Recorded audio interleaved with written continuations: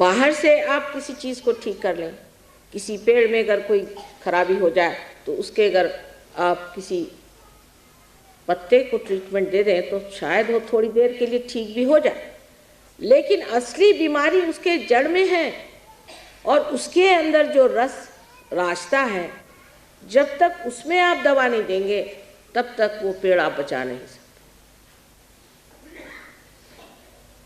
और इतना ही नहीं कि सातों पीठों का यहाँ सम्मिलन है।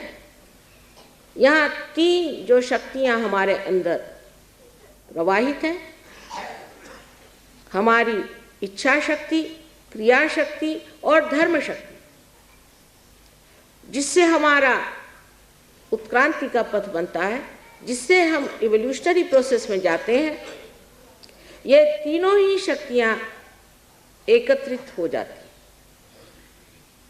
इस प्रकार इस मस्तिष्क में 7 चक्र और 3 शक्तियों का समन्वय होता है, लेकिन उनमें रिलेशनशिप, उनकी दोस्ती मात्र होती है, इंटीग्रेशन नहीं होता,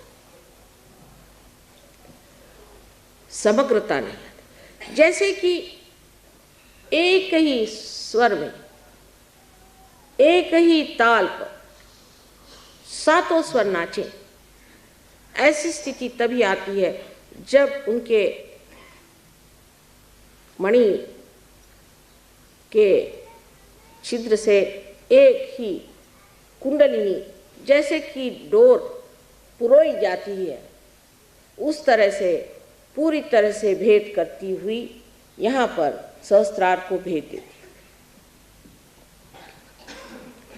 यह सहस्त्रार के बारे में जितना भी कहा जाए कम है। सहस्त्रार जो हमारा आखिरी चक्र है, इसमें 1000 पंखुड़ियाँ हैं, जो कि वास्तविक हमारे अंदर जो 1000 नाड़ियाँ हैं। डॉक्टर लोग इस पे कभी कभी बड़ा झगड़ा उठाते हैं कि नहीं 982 है या कुछ है। ये तो बिल्कुल हृदयहीन बातें हैं, जिसमें कोई सुर नहीं, कोई माधुर्य नहीं। 1000 उसमें पंखुड़ियाँ हैं, जो कि इन नाड़ियों को तेजोमय करती हुई ऐसी दिखाई देती हैं जैसे कि किसी कमल पुष्प में 1000 पंखुड़ियाँ हों और वो पंखुड़ियाँ सजीव हो करके और बड़ी सुंदरता से उनका प्रकाश आपस में झिलमिल मिलता, अत्यंत शांत ऐसी ये तेजो वलय से भरी हुई तेजपुंज ज्योतियाँ जैसे कि पंखुड़ियाँ हों, इस तरह से प्रकाशित हो करके और आंदोलन करती रहती। इस आंदोलन से जो हमारे अंदर आनंद निर्माण होता है उसे निरानंद कहते। निरानंद माने केवल आनंद, एब्सोल्यूट जॉय। उसमें कोई दूसरी चीज नहीं बचाती। आनंद में 2 चीज, सुख और दुख नहीं होता, केवल आनंद मात्र, और वो मौन ही में जाना जाता है। जैसे कबीरदास जी ने कहा था कि जब मस्त हुए फिर क्या बोले। वो जो एक श्रेष्ठों की, योगियों की स्थिति है, उस निरानंद स्थिति में उतारने के लिए जब कुंडलिनी इतनी तत्पर है तो सिर्फ थोड़ी सी उसकी सहायता करने से वो आपको उस ओर पहुंचा सकती है जहां इस निरानंद का सागर आपके सम्मुख लहलाता है। इतनी काव्यमय कुंडलिनी की शक्ति है, इतना सुंदर उसका चलन वलन है कि देखते ही बनता है। हालांकि कुछ कुछ लोगों में मैं देखती हूँ कि कुंडलिनी आहत है, आहत स्थिति में कुंडलिनी। कहीं कहीं देखती हूँ कि जैसे कोई कमज़ोर माँ छटपटाती हुई किसी तरह से अपने बच्चे को पुनर्जन्म देने के लिए धीरे धीरे उठती है, गिरती है, उठती है, गिरती है। इस प्रकार ये कुंडलिनी बिचारी, जो कि हजारों जन्म में आपके साथ थी और आज फिर आपके साथ आई हुई है, पूर्णतया प्रयत्न करती है कि किसी तरह से मेरे बच्चे को उसका जन्म मिले। ये करुणामयी माँ, प्रेममयी माँ, ये आपको किसी तरह से तकलीफ कैसे दे सकती, जिसने हजारों वर्षों से यही प्रतीक्षा की कि मेरा बेटा किसी न किसी दिन इस शुद्ध इच्छा को पूरी करे और इस योग को प्राप्त करे, वो आपको किसी प्रकार से भी दुख नहीं दे सकते। लेकिन मैंने आपसे जैसे बताया, दुनिया में इतने कटु लोग हैं कि जो शुभ और उच्च चीज़ें हैं उनके प्रति भी कोई आदर नहीं करते, उनको किसी भी चीज़ के प्रति आदर नहीं होता है। वास्तव में ये लोग स्वयं का भी आदर नहीं करते, इसलिए ये समझ ही नहीं सकते कि संसार में कोई चीज़ उच्च हो सकती है या ऐसी कोई विशाल चीज़ हो सकती है या ऐसी कोई महान चीज़ हो सकती है जो पूर्णतया पवित्र हो। हमारे सामने इतने संतों के उदाहरण होते हुए भी हम लोग भूल जाते हैं कि जब वो इस संसार में आए तो वो अपने लिए नहीं आए, क्योंकि उनको क्या करने का था, वो तो सब कुछ पाए हुए थे। वो कुछ देने के लिए हमारे पास आए थे और जो उनको देना था वो उन्होंने काम हमारे अंदर, हमारे शरीर के अंतर्गत कर दिया। सिर्फ उसकी जानकारी हमें नहीं, बाह्य से हम ज़रूर उनके गुण गाते हैं, उनके गाने गाते हैं, उनकी प्रशंसा करते हैं, लेकिन हम इससे अभी अभिज्ञ हैं। अभी तक हमने ये जाना ही नहीं कि वो स्वयं हमारे अंदर बसे हुए इस कार्य के लिए तत्पर हैं। एक बार कुंडलिनी का जागरण होने दीजिए, तभी ये कार्य होगा।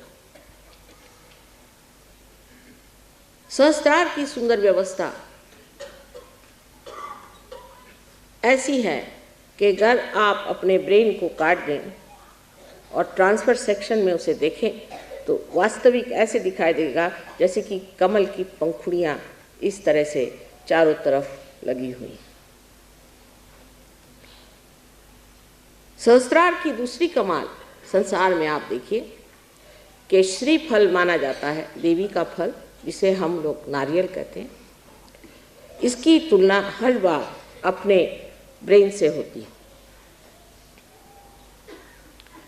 आपको आश्चर्य होगा कि ऋतंभरा प्रज्ञा ऐसी है कि आप नारियल के पेड़ के नीचे या हजारों पेड़ों के नीचे सो जाइए, आज तक कहीं भी ऐसी वारदात नहीं हुई कि नारियल का पेड़ किसी पशु पर या किसी मनुष्य पे गिरा। क्या आप इस कमाल से परिचित हैं? जब तक आप समुद्र के किनारे नहीं जाएंगे तब तक आप इस कमाल को नहीं देख सकते।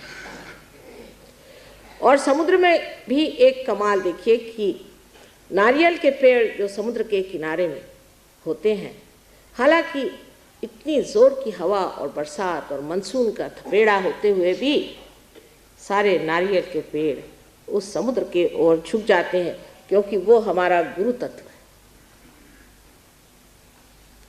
क्योंकि वो हमारा गुरु है इसलिए उसके आगे झुके रहते हैं, नतमस्तक रहते हैं।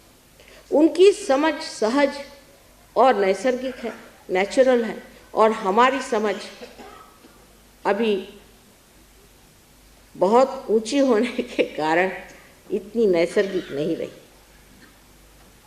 हम ज़रूरत से ज़्यादा कुछ लंबे हो गए। अगर आप ज़रूरत से ज़्यादा लंबे हो जाइएगा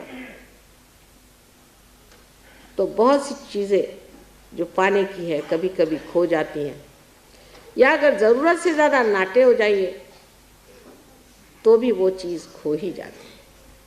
इसका मतलब ये है कि जब तक आप मध्य मार्ग में नहीं रहेंगे तब तक आपकी कुंडलिनी का जागरण बड़ा कठिन कार्य है। लेकिन तो भी आजकल परमात्मा की कृपा इतनी ज़बरदस्त है, इतनी अनुकंपा उनकी बह रही है, मैं स्वयं आश्चर्य करती हूँ कि हजारों लोग एक साथ पार हो जाते हैं। हालांकि इसके बारे में